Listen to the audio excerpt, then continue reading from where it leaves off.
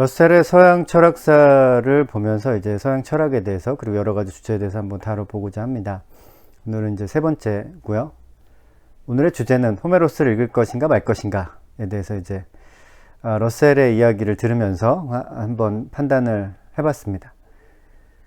그리스가 이제 눈부신 고대 문명을 발전시킬 수 있었던 까닭은 바로 이제 문자 기술의 획득이었습니다. 러셀에 따르면 그리스인들이 언제 이제 알파벳 문자를 획득하게 되었는지 확실하지 않다고 합니다. 네, 그리스인들보다 더 오래전에 문명을 발전시킨 크레타인과 페니키아인 그리고 이집트인들도 문자 기술을 가지고 있었지만 그리스인들이 이들보다 더 뛰어났던 것이 뭐였냐면 모음을 추가했다는 거예요. 자음 플러스 모음. 네, 그런 사실입니다.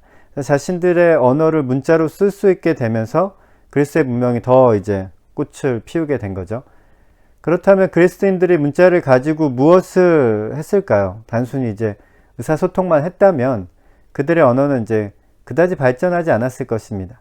근데 정말 다행하게도 이제 인류사에 무시할 수 없는 문학 작품이 이제 탄생을 합니다. 그 문자를 가지고. 그것이 바로 호메로스의 일리아드와 오디세이입니다. 호메로스가 한 명의 사람이 아니라 여러 시인들이라는 주장도 있습니다. 아마 여러 명의 시인들에 의해서 작성되었다면 기원전 750년경부터 시작해서 기원전 550년까지 한 200년 동안 서술된 것이라는 그런 주장도 있고, 호메로스가 한 명의 시인으로 이미 기원전 8세기 말에 그의 작품들이 완성되었다는 주장도 있습니다. 무엇이 사실인지 정확하게 알 수는 없죠. 제 생각으로는 전자가 더 가능성이 높아 보여요. 그러니까 한 무리들이 있었다. 호메로스라고 불리는 무리들.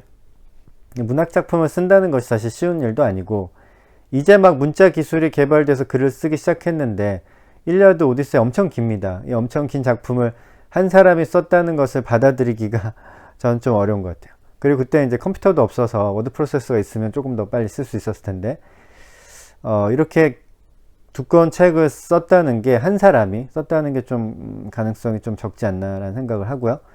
근데 호메로스가 한 사람이든 아니면 여러 사람이든 간에 그 작품들이 이미 기원전 6세기에 완성이 되었습니다.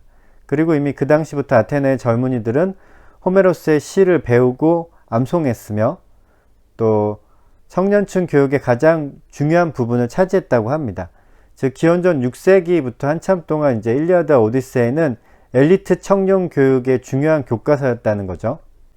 호메로스의 시는 중세 후기의 궁정소설과 마찬가지로 교양을 갖춘 귀족 계급의 관점을 대표하며 민중사회에 널리 퍼져 있던 온갖 미신을 서민적이고 비속하다고 해서 무시한다. 호메로스는 원시성과 거리가 먼 검열간의 위치에서 고대 신화들을 정리한 18세기식 합리주의 해석자이며 상류층에 어울리는 도시풍에 세련된 계몽적 이상을 간직했다.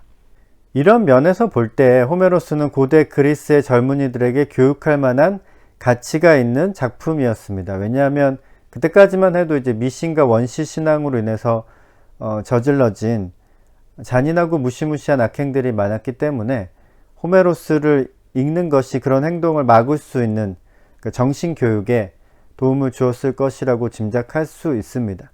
그때는 이제 사람을 제물로 바친다거나 인육을 먹는 일들이 자주 발생했던 것으로 보입니다.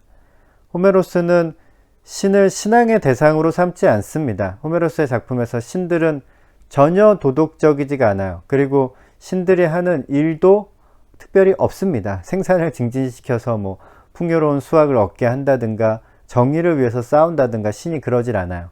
신에게 사람은 그저 열등한 존재이고, 만약에 사람이 신에게 도전한다면 신은 그들에게 위협을 막 가합니다. 대결구도죠. 그러니까 신들이 하는 일이라고는 잔치를 벌이고 술을 마시고 놀고 웃고 노래하는 것 뿐입니다. 그러니까 신은 자신들의 이익을 위해서 수시로 거짓말도 하죠. 그 작품에서. 호메로스에 나온 인간 영웅도 선량하지도 않고 정의롭지도 않습니다.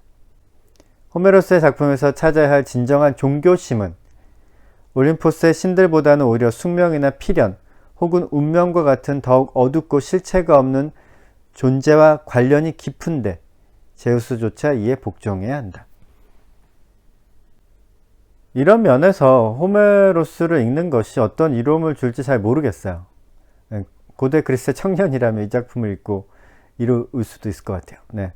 갖가지 미신이나 사악한 종교로부터 벗어날 수 있는 교육이 될 수도 있잖아요. 그렇죠? 호메로스는 일단 신을 무시하기 때문에 신을 두려워할 필요가 없습니다.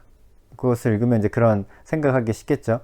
그의 작품에서 신들은 이제 눈꽃만큼이라도 존경할 만한 부분이 없는 것 같아요.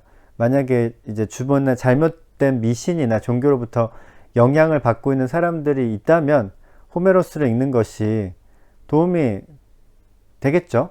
네. 러셀이 평가하듯이 18세기식 합리주의 해석을 담고 있는 호메로스는 아마 제 생각엔 18세기까지는 도움을 줄 수 있었을 것 같아요. 계몽주의도 중세의 어두운 영향력으로부터 벗어나야 할 부분이 있었으니까 아마 도움을 주었을 것 같습니다. 하지만 지금은 호메로스를 읽을 필요가 있을지 좀 심히 의심스럽습니다. 계몽주의 이후로 인류는 세상과 인간에 대한 이해를 더 넓혀왔고 그러한 이해를 담고 있는 문학작품은 많이 있습니다. 네. 굳이 2500년 전에 완성된 글을 통해서 도움을 얻을 필요가 있을까 라는 생각이 듭니다. 제 생각입니다.